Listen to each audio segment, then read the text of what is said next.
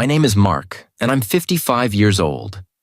I'm the proud owner of a garage that I built with my own two hands, quite literally. There's nothing fancy about it, just a workshop full of tools and the sound of hard work. But it's mine, and it's special because I made it from scratch. Every brick, every beam, every drop of sweat that went into it belongs to me. Let me take you back to where it all began. I was just an 18-year-old kid when I first started working. Fresh out of high school with no college prospects, I went to work for my uncle, a tough old mechanic who taught me everything I know. He wasn't an easy man to work for. No pats on the back, no good job, kid.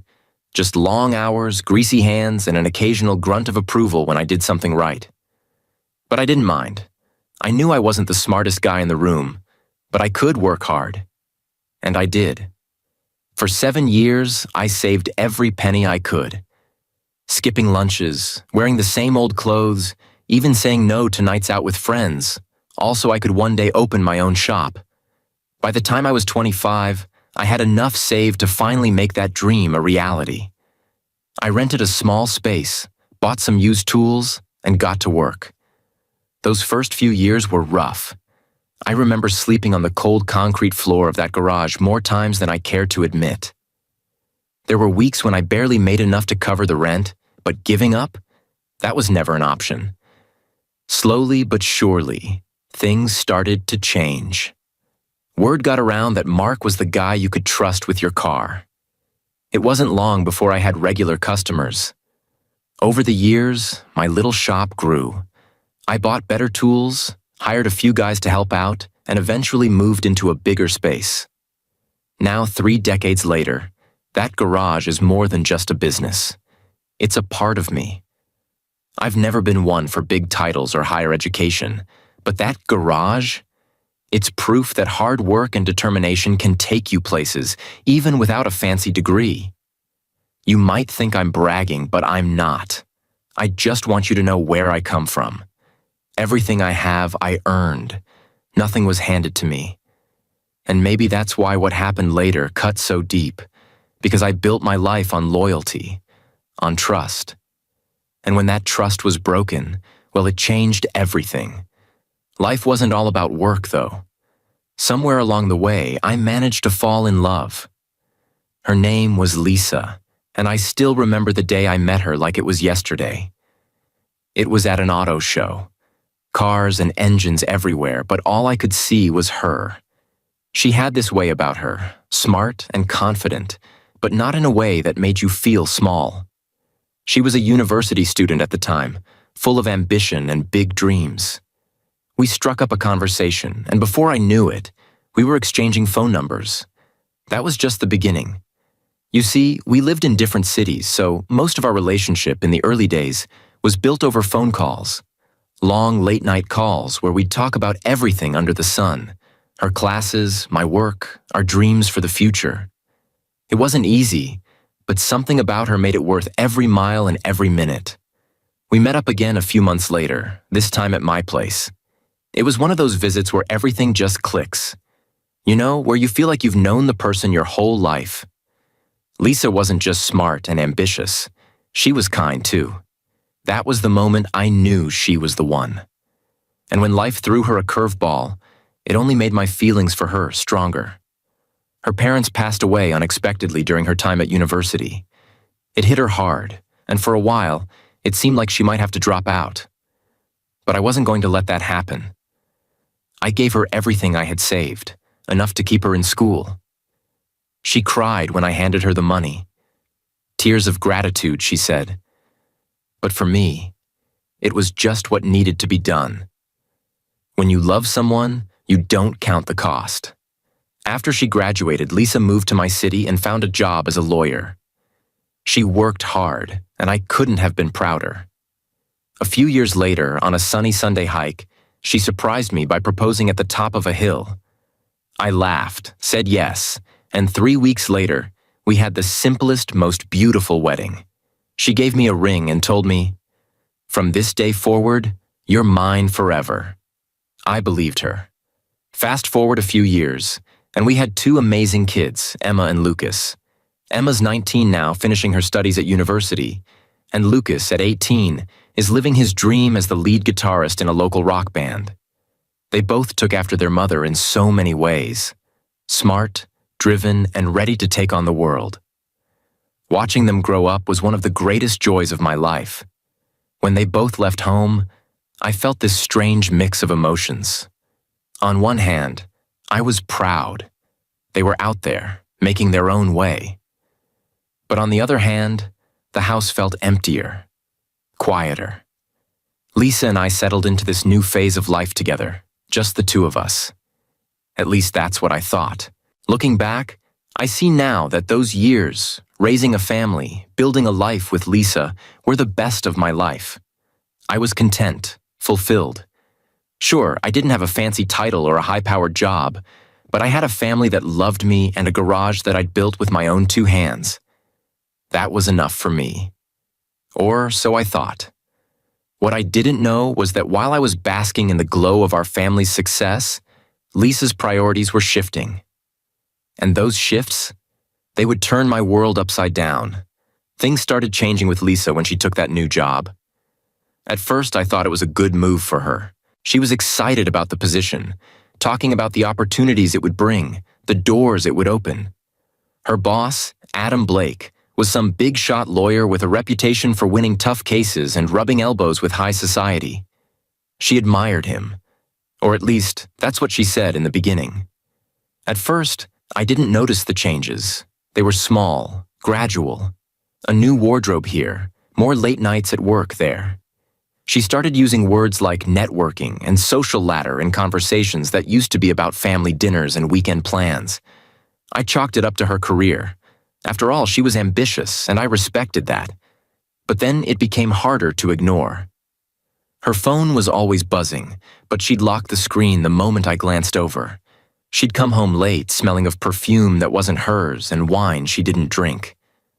When I asked her about it, she'd brush me off with a tired smile and a vague excuse about client meetings or office work.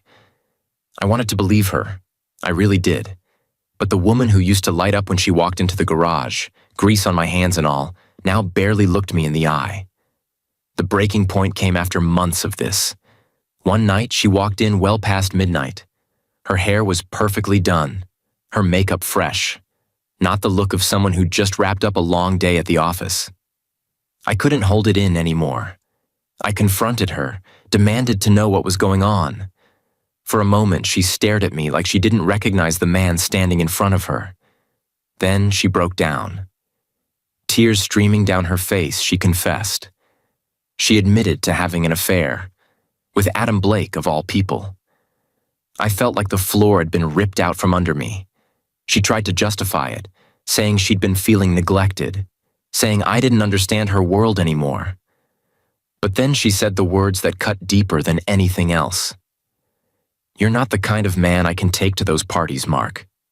You don't fit in." Not the kind of man.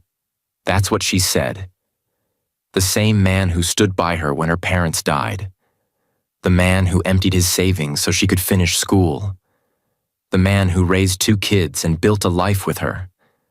Suddenly, I wasn't enough. She went on about how Adam was alpha and how I wasn't. That I was too simple, too content, too set in my ways. "You don't push me, Mark," she said. "You don't take charge. You just let me lead." I couldn't believe what I was hearing. For 20 years, I thought we were building a life together as equals. But here she was, telling me that wasn't what she wanted anymore. She wanted a man who could dominate a room, someone she could show off at her fancy parties. And in her eyes, that man wasn't me. I asked her why she stayed so long if she felt this way. She didn't have an answer. Or maybe she did, but she didn't want to say it out loud. I stood there, staring at the woman I thought I knew, and realized I didn't know her at all. The betrayal wasn't just about the affair. It was about everything. Her words, her actions, the way she looked at me like I was a relic from a past she wanted to forget. I felt anger, sure, but more than that, I felt empty. Like everything I'd built, everything I'd fought for, didn't matter anymore. She ended that conversation by telling me she wanted a divorce. Not a discussion, not an attempt to fix things. Just a cold, hard statement. She didn't stop there. She told me she'd take the house, the money, even the garage if I didn't go along with her terms. "I have Adam's lawyers behind me," she said, like that was supposed to scare me. It didn't. Not yet, anyway. But as I lay awake that night, staring at the ceiling, I realized that the life I thought I knew was over. And the woman sleeping in the next room wasn't my Lisa anymore. The days following Lisa's confession were some of the longest of my life. I could barely look at her without replaying her words in my head. "You're not the kind of man I can take to those parties." Every time I thought about it, my chest tightened. This wasn't just a betrayal. It was a complete dismissal of everything I had ever been to her. Lisa didn't seem to care about how much she'd hurt me. In fact, she became bolder. She stopped pretending to work late and started flaunting her relationship with Adam in subtle ways. A new necklace here, a new handbag there. All gifts from him, I figured. She wasn't even trying to hide it anymore. And why would she? She thought she had the upper hand. Then came the threats. Lisa told me straight to my face that if I didn't agree to her terms for the divorce, she'd take me to court and leave me with nothing. "Adam has the best lawyers," she said. "They'll bury you, Mark." She wasn't just talking about taking the house and the money. She wanted my garage, too. The place I had built with my own hands. The one thing I had left that was truly mine. I didn't respond. I just listened, nodded, and let her think I was caving in. But inside, I was boiling. I wasn't about to let her and her smug boyfriend take away everything I'd worked for. Not without a fight. And then, as if the universe decided I hadn't been humiliated enough, Adam himself showed up at my garage. It was a quiet afternoon, and I was working on an old pickup when I heard someone clear their throat behind me. I turned around, and there he was. Adam Blake in a tailored suit that probably cost more than my monthly rent. "Mark, isn't it?" he said like he didn't already know. "Mind if I come in?" I wiped my hands on a rag and gestured for him to go ahead. He walked in like he owned the place, setting his leather briefcase on the nearest workbench. "I'm sure Lisa's already told you about our arrangement," he began, leaning against the bench like we were old friends. "I thought it might be helpful for us to talk man to man." Man to man. The irony of those words almost made me laugh. He went on to explain how things were going to work. Lisa and he would continue their relationship, and I would step aside gracefully. "Why complicate things, Mark?" he said, his voice dripping with condescension. "You'll come out of this with something, if you cooperate." He opened his briefcase and pulled out a stack of papers. "This is a petition for divorce," he said, sliding it toward me. "Lisa's already signed it. Here's an order to freeze your company's finances until the settlement is finalized. Oh, and these are restraining orders to keep you away from Lisa, me, and our workplace." He smiled like he'd just done me a favor. "You're not going to win this, Mark. You don't have the resources. You don't have the connections. All you're doing by resisting is delaying the inevitable." For a moment, I just stood there staring at him. I could feel the anger rising inside me, but I kept it in check. "Are you done?" I finally asked. Adam raised an eyebrow. "Excuse me?" "I asked if you're done," I said, my voice calm but firm. "Because if you are, you can take your papers, your briefcase, and your smug little speech and get out of my garage." He laughed, a low, mocking chuckle. "You don't get it, do you? I'm offering you an easy way out, Mark. You should be thanking me." That was it. That was the moment I decided I wasn't going to let this man, or anyone, take what was mine. But I didn't show it. Not yet. I just smiled, wiped my hands on my rag, and said, "Well, Adam, you've given me a lot to think about." He smirked, clearly thinking he'd won. "Good. Take your time. But don't take too long. My patience has limits."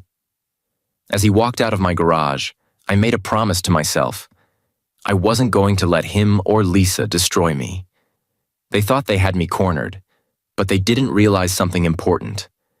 I might not wear a suit, and I might not have a law degree, but I wasn't someone you could push around. They were about to find out exactly who they were dealing with. I'm not a violent man by nature. Never have been. But there's something about being pushed too far, being disrespected in your own space, that flips a switch you didn't even know you had. That's what Adam Blake did when he walked into my garage that day. He flipped my switch. After he left, I sat there for a while, trying to cool down. My hands were trembling, and my heart was pounding like a jackhammer. I kept replaying his words in my head. You don't get it, do you? The arrogance, the condescension, it was unbearable. He thought he could waltz in here, throw around some legal jargon, and scare me into submission. But he didn't know me. Not really. The next day, Adam came back. I was in the middle of replacing a carburetor when I saw his shiny car pull up. He stepped out, wearing another one of those overpriced suits, carrying his briefcase like it was some kind of weapon. He didn't ask to come in this time, just strutted right into my workshop like he owned the place. "Mark," he said, flashing that smug smile of his. "Have you had time to think about our conversation?" I put down my tools and turned to face him.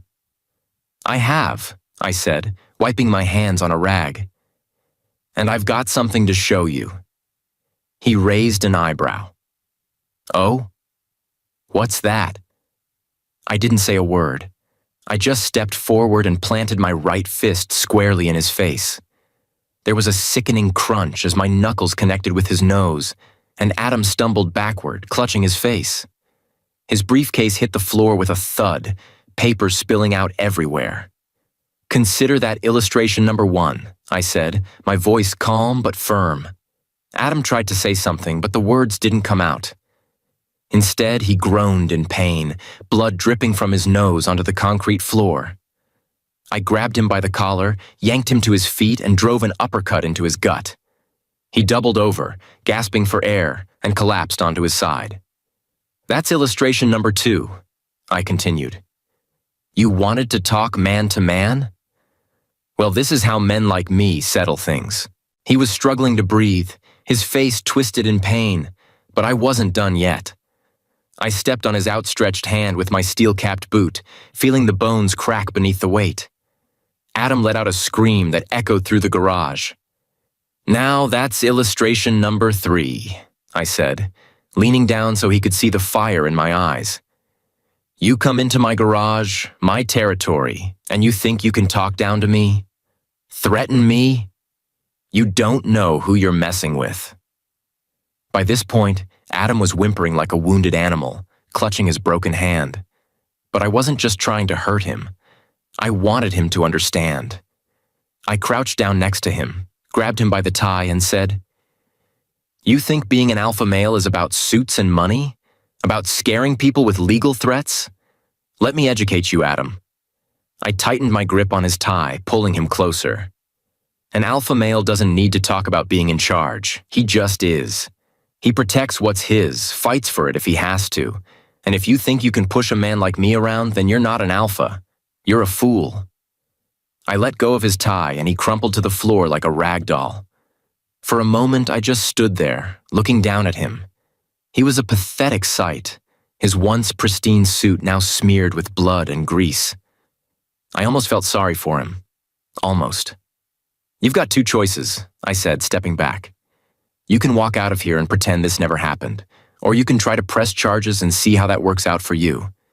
Either way, you're done with Lisa. You hear me? Done." Adam didn't respond.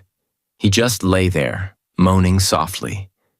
I turned around, picked up his briefcase, and tossed it out the door. "Get out of my garage," I said, my voice cold and steady. He staggered to his feet, clutching his ribs, and limped toward the door.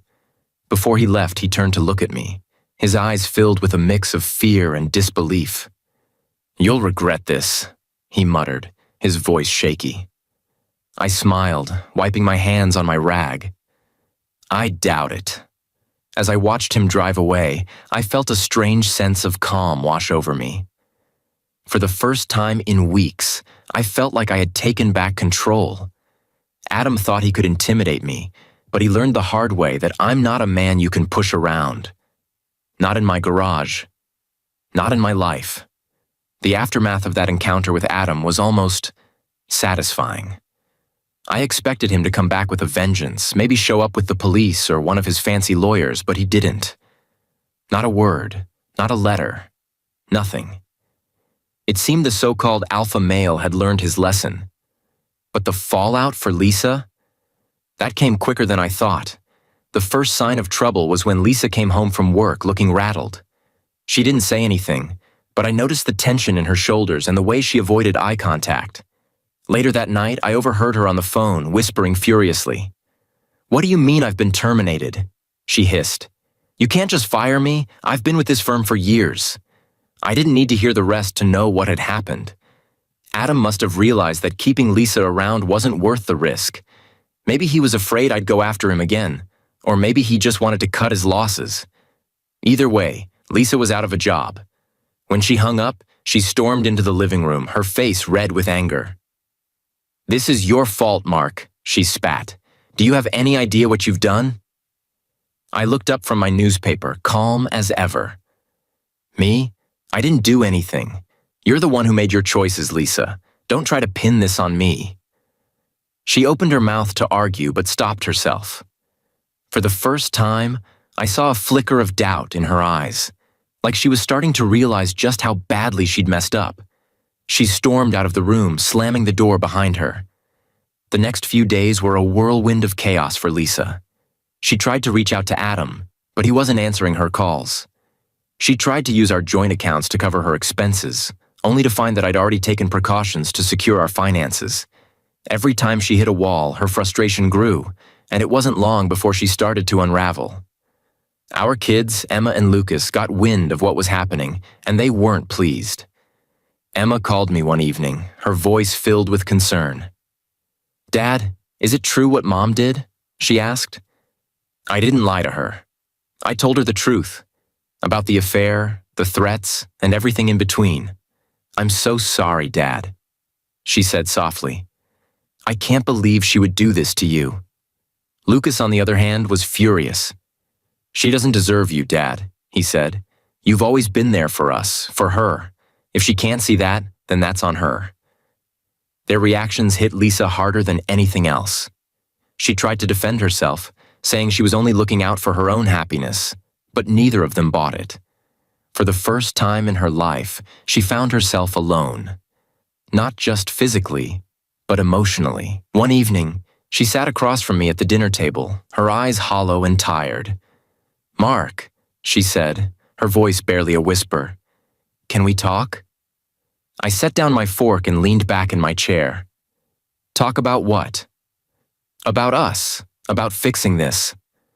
I stared at her for a long moment, searching her face for any sign of the woman I once loved. But all I saw was regret, not for what she'd done, but for how it had backfired. "There is no us anymore, Lisa," I said finally. "You made sure of that." Her eyes filled with tears, but I didn't flinch. I wasn't the same man she thought she could manipulate. "You betrayed me, Lisa. You betrayed our family. And for what? For some fleeting thrill with a man who didn't even stick around to back you up?" She didn't have an answer. She just sat there, staring at her plate, the weight of her choices finally sinking in. The next day, Lisa packed her bags and left. She tried to contact the kids, but they weren't ready to forgive her. She tried to reach out to friends, but word had already spread about what happened, and most of them sided with me. She was truly alone.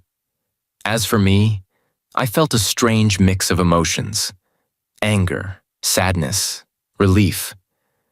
Losing Lisa wasn't easy, but keeping her would have been harder. I'd spent so many years building a life for us, for our family, only to realize that she didn't value it the way I did. And while it hurt, I knew I'd made the right choice. Lisa had fallen, not because of me, but because of her own decisions. And as much as it pained me to see the woman I once loved in such a state, I couldn't save her. She had to face the consequences of her actions, just like the rest of us. After Lisa left, I sat alone in the house that used to be filled with laughter, arguments, and the everyday chaos of family life. The silence was deafening at first, like an echo of everything I had lost. But as the days turned into weeks, I started to see that silence in a new light. Not as emptiness, but as peace. For the first time in a long time, I was in control of my life, my choices, and my future. The first thing I did was secure what mattered most to me: my garage. Lisa had threatened to take it in the divorce, but I wasn't about to let that happen. I consulted a lawyer, someone who understood the value of hard work and wasn't intimidated by Adam's so-called legal team. Together, we built a case to protect my business and my livelihood.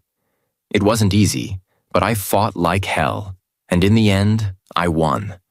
The garage remained mine, a testament to decades of sweat and determination. With the legal battles out of the way, I turned my attention to the house. It was a place filled with memories, both good and bad.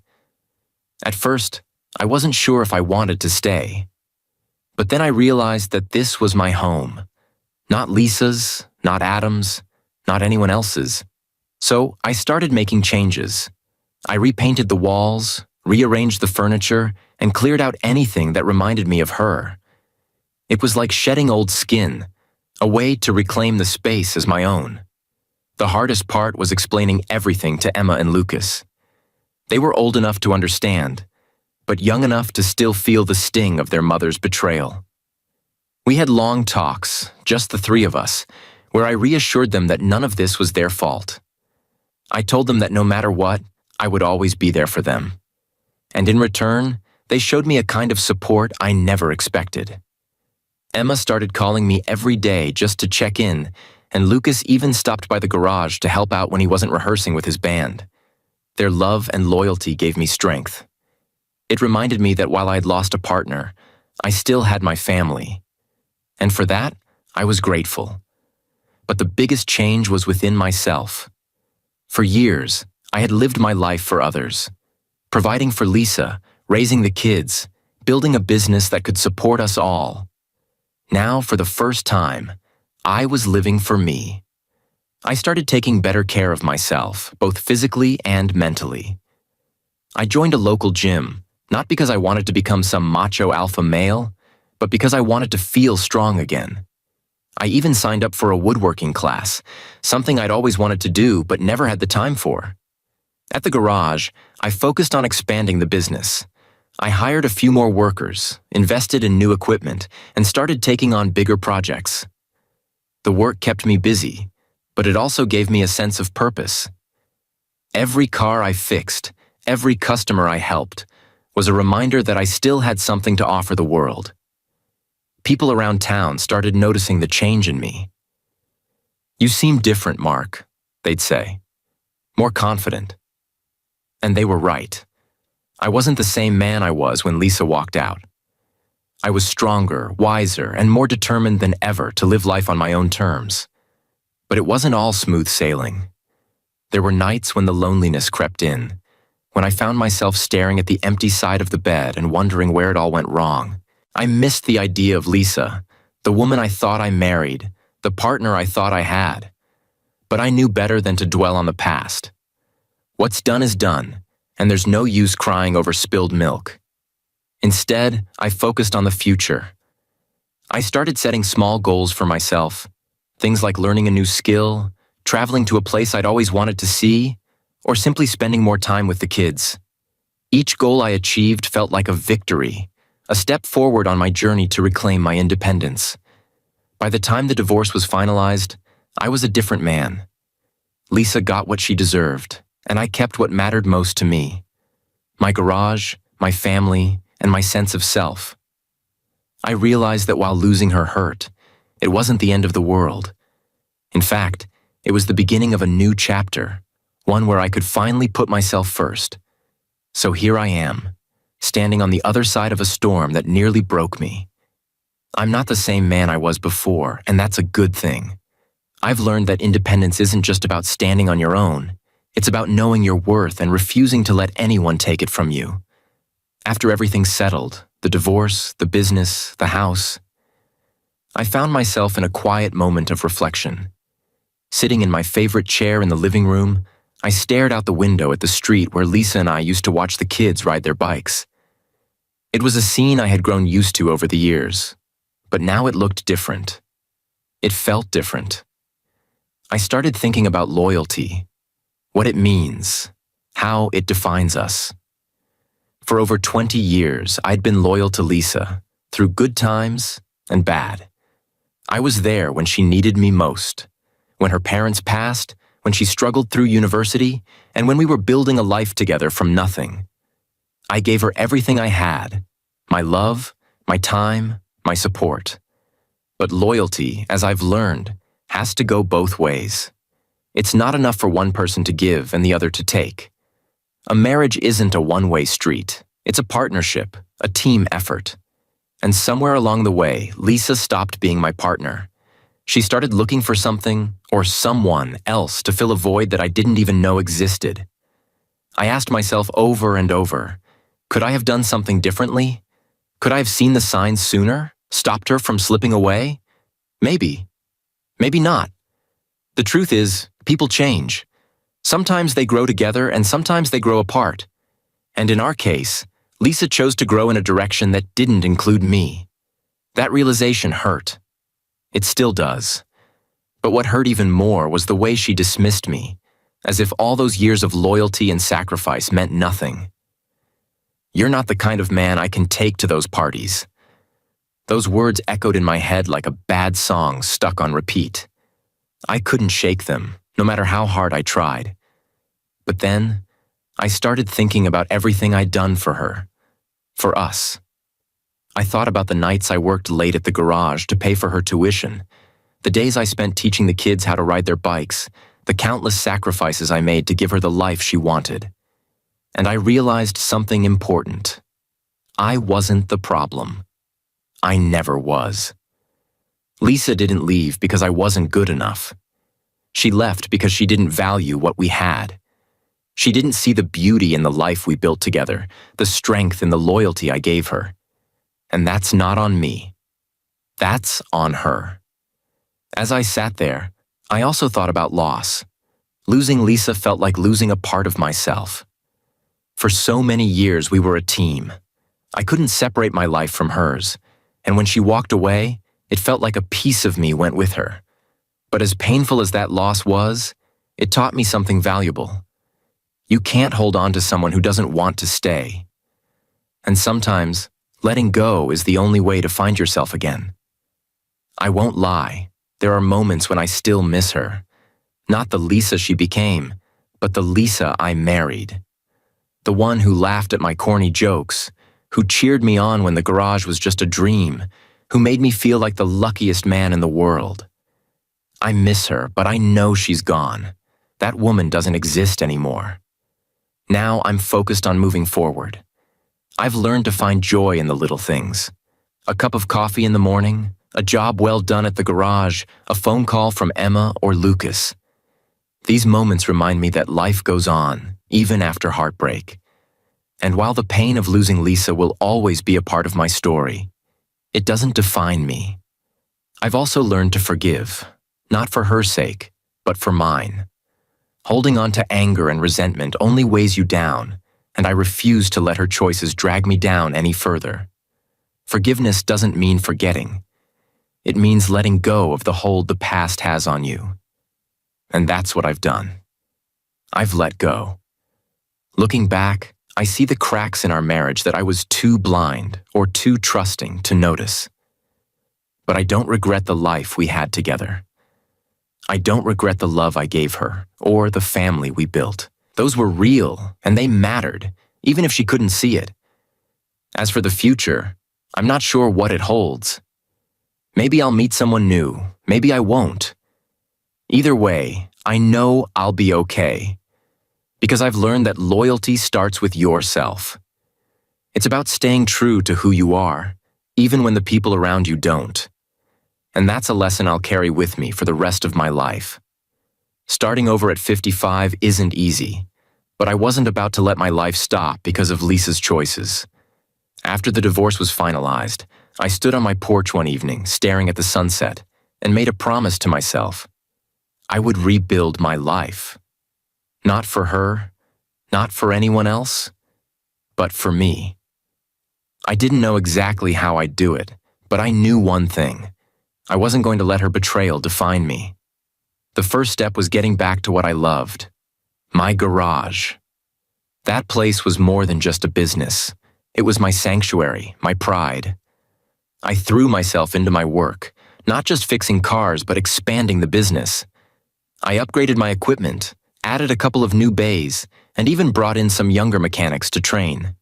Teaching them reminded me of where I started, and it felt good to give back in that way. The garage thrived, and so did I. But it wasn't just about the work. I realized that for years, I'd been so focused on taking care of others, Lisa, the kids, the house, that I'd forgotten to take care of myself. So I started making small changes. I joined a gym, not to become a bodybuilder or anything, but to feel strong again, to take control of my health. I started eating better, sleeping more, and even picked up a new hobby, woodworking. Woodworking was something I'd always been curious about but never had the time for. I took a beginner's class at the local community center and fell in love with it. There's something about shaping a piece of raw wood into something beautiful and functional that just feels right. It gave me a sense of accomplishment that I hadn't felt in a long time. I also made an effort to reconnect with Emma and Lucas. They were busy with their own lives, Emma finishing university and Lucas playing gigs with his band, but they always made time for me. Emma would call me every evening, sometimes just to chat, sometimes to ask for advice. Lucas, being the free spirit he is, would drop by the garage unannounced, guitar slung over his shoulder, and offer to help out for a few hours. Those moments with them were my lifeline, a reminder that no matter what happened with Lisa, I still had my family. Of course, there were hard days too. There were nights when the house felt unbearably quiet, when I'd sit in my chair and stare at the empty side of the bed, wondering if I'd ever feel whole again. But those moments didn't last as long as they used to. Over time, I learned to fill the silence with things that brought me joy. Music, books, the hum of a car engine in the garage. Slowly but surely, I found my rhythm again. I also started making new connections. I joined a local group of small business owners who met once a month to share ideas and support each other. It was refreshing to talk to people who understood the challenges and rewards of running your own business. They weren't just colleagues, they became friends. One of them, a woman named Carol, ran a bakery down the street. She was kind, funny, and as no-nonsense as they come. We'd grab coffee after meetings and talk about everything from work to life to the best way to bake a pie crust. Not that I know much about baking. It wasn't romantic, at least not yet, but it was nice to have someone to talk to, someone who didn't see me as just Mark the mechanic or Mark the divorced guy. Looking back, I realized that losing Lisa, as painful as it was, gave me a chance to rediscover myself. For years, I'd been defined by my roles: husband, father, provider. But now, I was finding out who Mark really was. And while I wasn't sure what the future held, I knew one thing. I was ready for it. The garage, my kids, my new hobbies, my friends, they all became pieces of a new life I was building, one step at a time. It wasn't perfect, but it was mine. And for the first time in a long time, that felt like enough. Now here I am, standing on the other side of it all. It's been a long road, full of heartbreak, anger, and more lessons than I ever thought I'd need at this stage in my life. But you know what? I'm still standing. And I'm proud of that. Losing Lisa was tough. I'd be lying if I said it wasn't. 20 years of marriage, 20 years of memories, gone in the blink of an eye. Or at least, that's how it felt at first. But as I've come to realize, those years weren't wasted. They taught me what loyalty means, what love is supposed to look like, and most importantly, what it isn't.